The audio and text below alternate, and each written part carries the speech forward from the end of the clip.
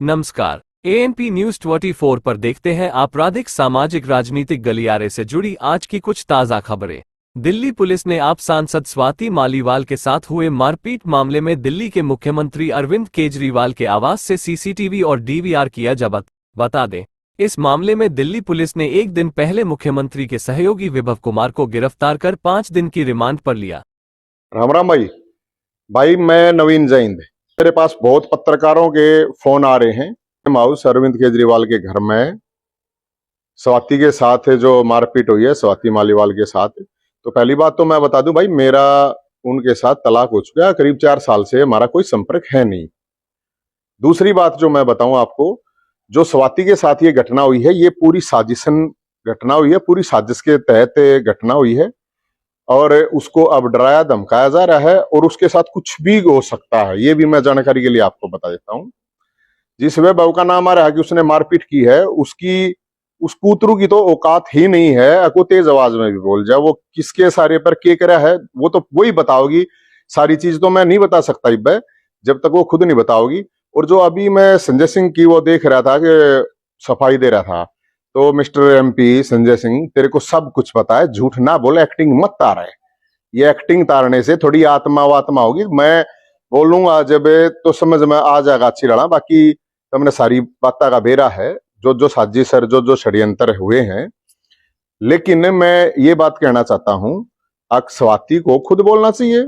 लाखों महिलाओं की आवाज उठाई, इतनी लड़ी, इतनी मर्दानी, इवन की दड़ा क्या डरगी के बात की। राज्यसभा की है, कितनी बड़ी हो राज्यसभा, के सौदा हो है, स्वाभिमान तो बड़ा होगा, कुछ ना होता, रोज मरेगी ना। बोली थे बोले हम नहीं, सब साथ खड़े हैं, सब के सब।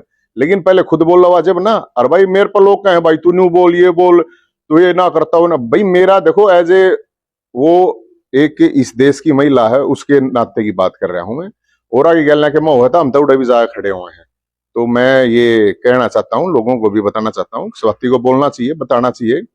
ये कुछ राज्यसभा वगैरह कुछ नहीं है, बहुत बड़ी साजिश है और इसकी जान को भी खतरा है। मैं बता रहा हूं कि उसको बोलना पड़ेगा और जो भी बोलेगा उसका जवाब मैं दूंगा। अरे मिस्टर संजय सिंह, ये एक्टिंग मत तार है, तने सारी बातें में बेरा है और मैंने भी सारी बातें बेरा है, फालतू बात में कुछ ना है। जय Bholenath. In the court in Vibhav Kumar matter, sir. The police has filed an application for seeking 7 days remand, and out of 7 days remand, 5 days remand has been ordered, and he will be produced after 5 days. Okay, on 23rd. Yes. Okay, any other relief granted to him for just like medicine He was allowed to meet his lawyer during the investigation and the family member, and the medicine, if any, on the medical etc. is required, he will be duly supplied. आप सांसद स्वाति मालीवाल के साथ मारपीट मामले में जांच के लिए दिल्ली के मुख्यमंत्री अरविंद केजरीवाल के सहयोगी विभव कुमार को पुलिस दिल्ली हवाई अड्डे से मुंबई ले जा रही है। दिल्ली पुलिस ने 30 हजारी कोर्ट में कहा था कि वे विभव कुमार को मुंबई में उस जगह ले जाएंगे जहां उन्होंने अपना फोन फॉर्मेट किया था। दूसरी तरफ बीजेपी सांसद और पार्टी के राष्ट्रीय प्रवक्ता सुधांशु त्रिवेदी ने कहा, यदि अपॉइंटमेंट नहीं था तो स्वाति मालीवाल अंदर कैसे पहुंची। आप तो वही नेता है ना जो कहते थे कि मैं तो 3 कमरे घर में रहूंगा और मेरा घर 24 घंटे खुला रहेगा, कोई कभी भी आके मिल सकता है, हम तो आम आदमी की पार्टी हैं, यही वक्तव्य था ना। और आज अपने शीश महल में ऐसे किले में बंद होके बैठे हैं कि अपने मेंबर ऑफ पार्लियामेंट से कहते हैं कि अपॉइंटमेंट नहीं था तो नहीं मिलेंगे, और अगर अपॉइंटमेंट नहीं होने के बाद मिलने की बात कहेगी तो उसके साथ।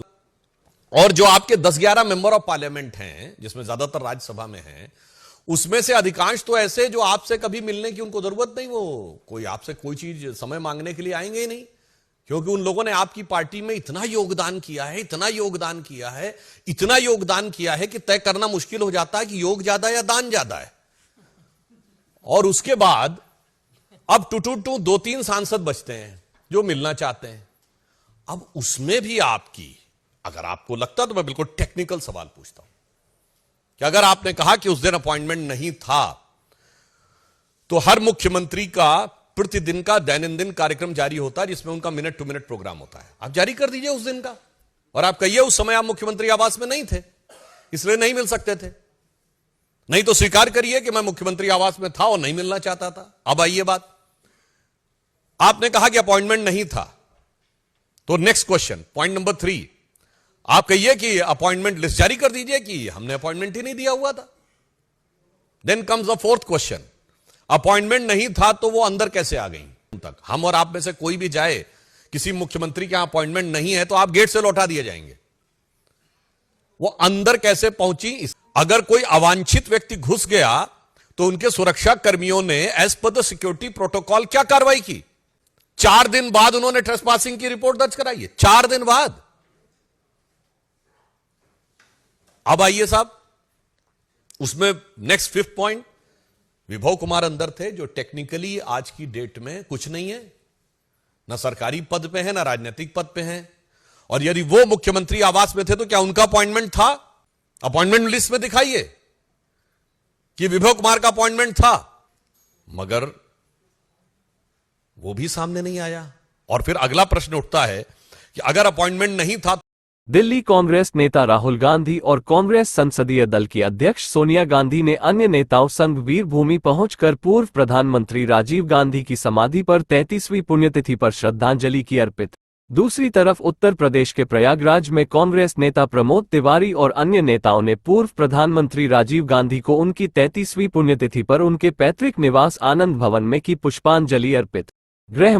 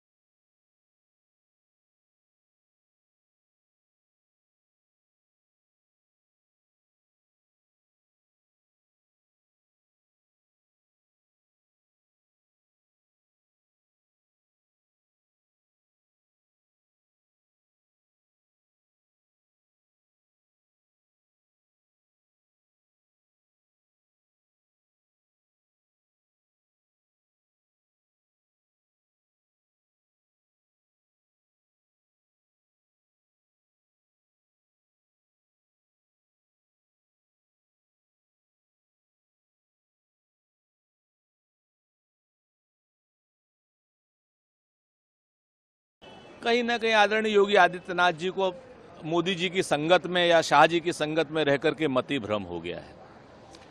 कांग्रेस जब जब देश पर संकट आया है तो अपनी शहादत दी है कांग्रेस ने। श्रीमती इंदिरा गांधी जी देश पर शहीद हुई हैं। श्री राजीव गांधी जी जिनकी आज पुण्यतिथि है वो देश पर शहीद हुए हैं। आदरणीय योगी जी, आप एक बार इतिहास जरूर पढ़ें। आज़ादी के बाद पहले शहीद, अमर शहीद महात्मा गांधी हुए थे, जिनको आपकी कथित विचारधारा के नाथूराम गोडसे ने मारा था। देश को छोड़कर भागने वाले तो कहीं ना कहीं मोदी हैं, चाहे वो ललित हों और चाहे वो नीरव हों, चाहे वो संदेशरा हों और चाहे वो चौकसी हों। ये सारे के सारे जो देश छोड़कर भागने वाले हैं ये भाजपाई भक्त ही होते हैं। इस चीज़ को आप थोड़ा सा ध्यान से देखिए। देश को छोड़कर भागने वाले और माफ़ी मांगने वाले लोग भारतीय जनता पार्टी में पाए जाते हैं और शहीद कांग्रेस में पाए जाते हैं।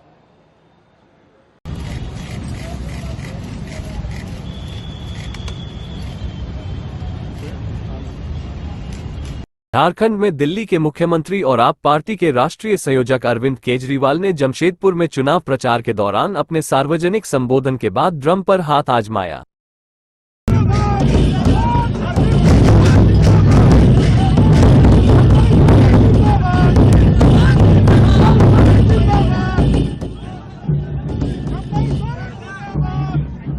हेलीकॉप्टर दुर्घटना में ईरानी राष्ट्रपति इब्राहिम राइसी, विदेश मंत्री और अन्य उच्च अधिकारियों की मृत्यु के बाद देश में 1 दिवसीय राष्ट्रीय शोक के मद्देनजर राष्ट्रीय रेल संग्रहालय के अलावा सरकारी संस्थाओं में 1 दिवसीय शोक के चलते राष्ट्रीय ध्वज आधा झुका रहा।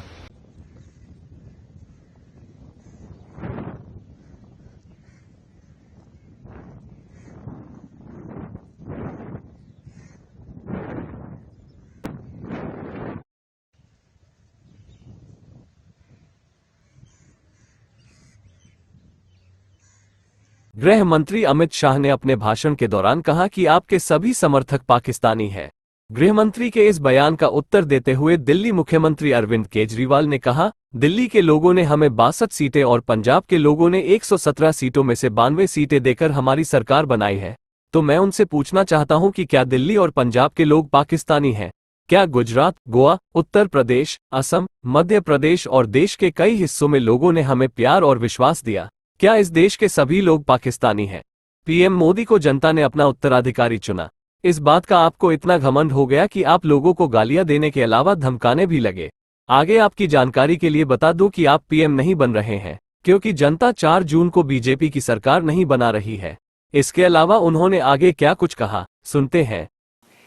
आज मैं आप सबसे 3 बातें करना चाहता हूं। एक, जैसे जैसे 5वें चरण का चुनाव कंप्लीट हो गया और जैसे जैसे चुनाव होते जा रहे हैं वैसे वैसे साफ होता जा रहा है कि 4 जून को मोदी सरकार जा रही है और इंडिया गठबंधन की सरकार बनने जा रही है। ये मैं किस आधार पे बोल रहा हूं? क्योंकि कई लोगों ने सर्वे किए हैं और जो अब सर्वे के फाइंडिंग्स आ रहे हैं उससे साफ जाहिर है कि 4 जून को इंडिया गठबंधन को अपने दम पे 300 से ज्यादा सीट मिल रही हैं और इंडिया गठबंधन देश को एक साफ सुथरी और स्थिर सरकार देने की। दूसरी बात आज मैं करना चाहता हूं, कल अमित शाह जी दिल्ली आए थे और दिल्ली आकर उनकी सभा में बताया जाता है जो लोग वहां मौजूद थे 500 से भी कम लोग थे और दिल्ली आकर उन्होंने देश के लोगों को अनर्गल गाली गलौज करना चालू किया, जनता को गाली देने लगे। उन्होंने कहा कि आम आदमी पार्टी के सपोर्टर पाकिस्तानी हैं। मैं उनसे पूछना चाहता हूं, दिल्ली के लोगों ने हमें 62 सीट 56% वोट शेयर देके सरकार बनाई है, क्या दिल्ली के लोग पाकिस्तानी हैं? पंजाब के लोगों ने हमें 117 में से 92 सीट्स देके सरकार बनाई है, क्या पंजाब के लोग पाकिस्तानी हैं? गुजरात के लोगों ने हमें 14% वोट दिया, क्या गुजरात के भी लोग पाकिस्तानी हैं? गोवा के लोगों ने हमें प्यार दिया, विश्वास दिया, क्या गोवा के लोग भी पाकिस्तानी हैं? पंचायत के चुनाव में, म्यूनिसिपैलिटी के चुनाव में उत्तर प्रदेश में, आसाम में, मध्य प्रदेश में और देश के कई हिस्सों में आम आदमी पार्टी के पंच, सरपंच, म्यूनिसिपल मेयर, काउंसलर चुने गए जगह जगह, क्या इस देश के सभी लोग पाकिस्तानी हैं? ये क्या बात कर रहे हैं आप? आपको प्रधानमंत्री जी ने अपना वारिस चुना है, इस बात का आपको इतना अहंकार हो गया कि आप लोगों को गालियां देने लगे, धमकियां देने लगे। अभी तो आप पीएम बने नहीं हैं और आपको इतना अहंकार हो गया। आपकी जानकारी के लिए बता दूं कि आप पीएम नहीं बन रहे हैं, क्योंकि 4 जून को लोग बीजेपी की सरकार नहीं बना रहे हैं। बीजेपी जा रही है, थोड़ा अहंकार कम कीजिए और जनता को गाली मत दीजिए। आपके दुश्मन, आप मुझे गाली दे लीजिए, लेकिन देश की जनता को अगर गाली देंगे तो ये कोई बर्दाश्त नहीं करने वाला। कल योगी जी भी दिल्ली आए थे, योगी जी ने भी आकर दिल्ली में मुझे काफी गालियां दी। मैं योगी जी से पूरी विनम्रता के साथ कहना चाहता हूं, योगी जी, आपके असली दुश्मन तो आपकी पार्टी में बैठे हैं, मुझे गाली देने से क्या फायदा? प्रधानमंत्री जी और अमित शाह जी आपको यूपी की कुर्सी से हटाने का पूरा प्लान बना चुके हैं, आप उनसे निपटिए ना। आप केजरीवाल को क्यों गाली दे रहे हैं बेकार में? 4 जून को इंडिया गठबंधन की सरकार बनने जा रही है। इंडिया को बचाना है तो इंडिया गठबंधन को जिताना है, इंडिया को बढ़ाना है तो इंडिया गठबंधन को जिताना है। जय हिंद। एएनपी न्यूज 24 पर दिल्ली से वरिष्ठ संवाददाता अनीता गुलेरिया द्वारा राजनीतिक गलियारे पर खास रिपोर्ट।